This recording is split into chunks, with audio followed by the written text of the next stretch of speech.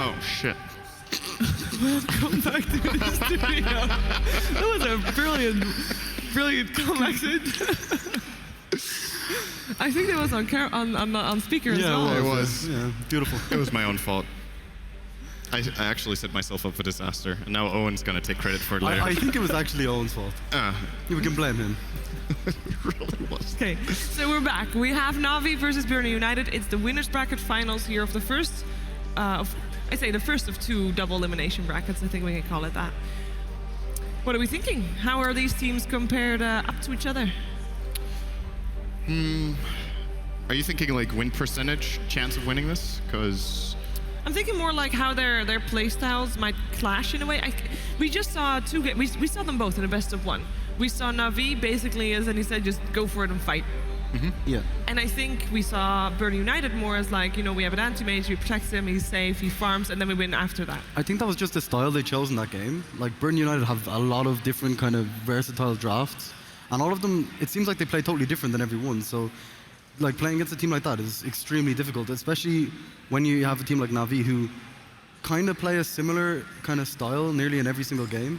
You can go into this and you can say, okay, what is their best option for this? Like, do we pick a Chen? Do we just pick safe lanes and just kind of secure a farm for like Necroman or Sing? Or like maybe we go, like, for example, Sing's tiny, you do the tiny IO kind of thing, and then just put the aggression towards Na'Vi and see how they deal with it, kind of. I think no matter what, I'll pretty much guarantee you that you won't just get a safe lane farming carry for Burton that just gets to farm for 20 minutes uncontested. Like, I don't imagine that happening. Na'Vi will put pressure.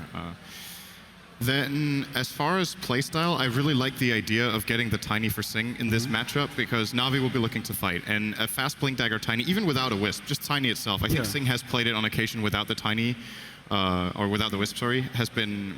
And he has been pretty successful, I believe, even in those games. I think it's a great hero to grab for this kind of game where fights are inevitable.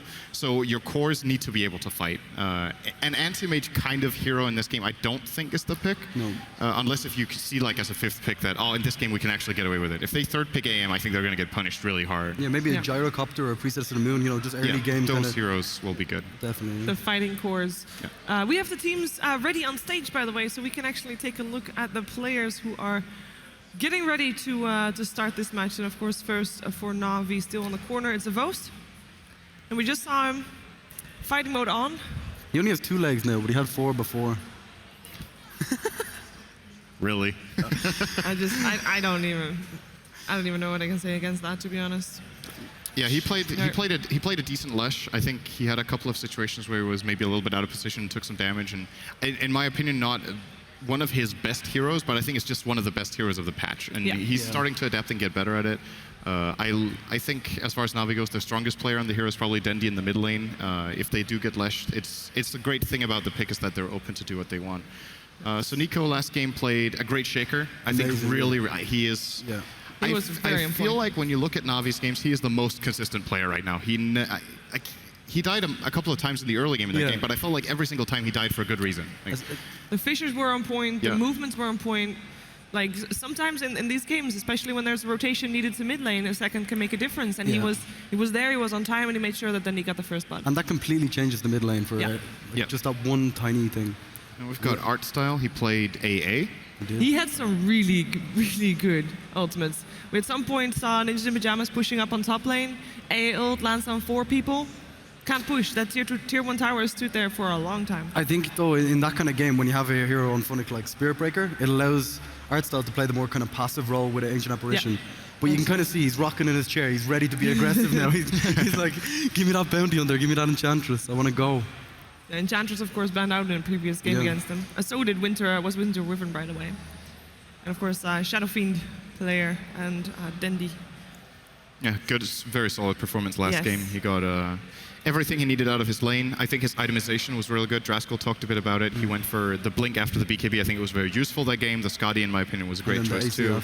And AC, which is a build we don't see that commonly, but it was very, very fit for the situation of the game. So it shows a lot of game understanding when you pick items that are a little bit, they're not directly outside the box, because those items do get picked up on SF, but that combination of items really fit that particular game. Funnick. Spirit Breaker. Tempo maker of the previous game, for sure. He was super annoying to play against. You could tell how annoying that was. he got a lot of, he got the job done. Very solid charges. You were pointing out, we were talking about how well he dealt with the Witch Doctor, disallowing a lot of the death wards from coming out, either with charge or with another strike. So Also his bounty hunter as well. We've seen that before. It's just he's very good at playing disruptive offlaners. Just annoying people. Yeah. Here's My Paris. skill as a player is to be annoying. It definitely, as an offlaner, it's a very good talent. It is, definitely is. Well, talking about offlaners. Oh, nice. Thanks. Shokska. Shokska played Darcy your previous game. Yes. Very solid performance. Had some questionable walls, but some just really good vacuum walls. The amount of pressure he put on when they were trying to pressure Sing on his anti-mage was just phenomenal. Like he knew exactly how to take advantage of that situation. And speaking of Sing, we have here. Okay, you have to pick Sing a hero right now. What do you pick him? Like first pick? Is it first? First pick, I would pick. I don't think I would first pick for him, but You have to. PL, Tiny, or Mirana, and then, well, if I have to pick one, Tiny, then just a fighting carry that can really contribute early. My nuts. And then an IO for my nuts, I guess. Yeah, if or you can. Earthshaker. Yeah, if that's Or possible. Shaker. He's Earthshaker. What did he play in the game earlier today? Earthshaker. He He played did play Earthshaker. Shaker in that game. Okay. Yeah. He had like 20-minute blink force. Oh yeah, that's right. He was Yeah. really farmed. I think he got the blink dagger itself actually at minute like 15. Yeah, it was insane. And then we have Extremely early for support Shaker. Come With Me, the man, very relaxed looking there. Yep, played Coddle previous game. A very solid Coddle, by the way. We talked about it already after the first game. And I don't think we're going to see Coddle because it's not the type of game for Coddle, but I really hope that we're going to see more Coddle maybe later on in the tournament definitely. still. I mean, disregarding who's going to win here, we're still going to see them again because they will still be moving to the lower bracket instead. And of course, Necroman, he was the one that played Queen of Pain in the previous game. Yeah. Had a very solid lane against Lishra. I really like the way they can kind of mix it up. A Necroman can go mid on certain heroes, Sing can go safe lane, even like offensive dual lanes. It's a very difficult team to play against, Burden, just in the draft stage alone. Like, then we have our amazing haste rune. The haste rune. That's what we're playing for right here. Well, most of all, they're right now playing to basically have the rest of the day off because that's what you're playing for. True. Rest of the day off is well, I actually thought it was a pretty big thing, but according to Danny, he's like, doesn't matter much. Even if you do end up losing, you can take a break. You're close to the hotel. Well, I guess it depends on certain teams as well. Like Dendy's quite very experienced, so he can kind of maybe turn it off and on quite easily. But other teams might struggle with that. True.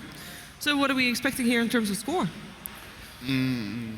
I would say, realistically, based on recent performance and how they looked in the tournament so far, we've only got 2 best of 1s to base it off. Yeah. But I think the most likely outcome is a 2-0 for Na'Vi, and then the second most likely is a 2-1 for Na'Vi. To me, they're actually pretty clear favorites. Also a little bit as far as what they have to play for with Burden, the failing in the qualifiers. They haven't. I got the impression at least that they haven't really practiced much since then and haven't really been playing many games. So I think Na'Vi are coming in a little bit more hotter. I think Burden definitely have the potential to surprise Na'Vi in their draft. I would agree. They definitely Like, can. I just don't think it's the likeliest outcome. I think the 2-1 is probably my favorite one to go for, like 2-1 to Na'Vi. I think like Burden can just all of a sudden pull out these kind of strategies that you can't control at all. So. I want to say Navi's going to win. I think Navi's going to win. But I'm going to give it 2-1 because I kind of feel like Burden definitely can take a game of Na'Vi, and I'm gonna give them the benefit of the doubt in terms of draft for the first game. Actually, I think if they're gonna lose the first game, they're gonna also lose the second. But if they win the first game, then they're also gonna lose the second. Fair enough. That's right. But if they are gonna win a game, it's gonna be the first one. I think that's their best shot right there. And before we actually go into the game, you can, if you want to, win a laptop. I have it right here. Can I open it now? Nope. Okay. No.